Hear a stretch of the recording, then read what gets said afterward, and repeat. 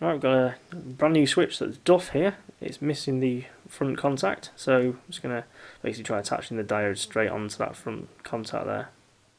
Okay, so we managed to find the EOS switch wiring further up, which has been cut halfway through the wire, God knows why.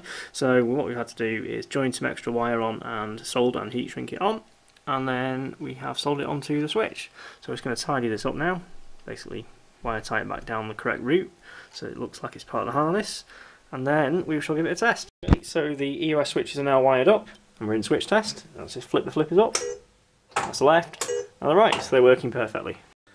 Okay, so the new ribbon cables arrived and they've been fitted, so the display is now fully working again, so no fault with the drive board, well, not at least logically.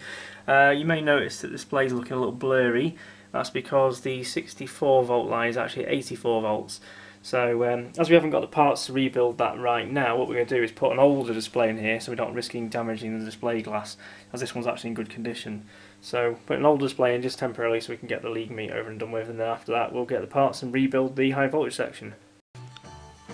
Right, that's the feature lights all working now, after John put the right connector on.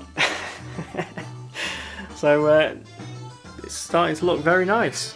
It's at least going to be ready for the league meet. And it looks like my work is never done with this Threatre of Magic.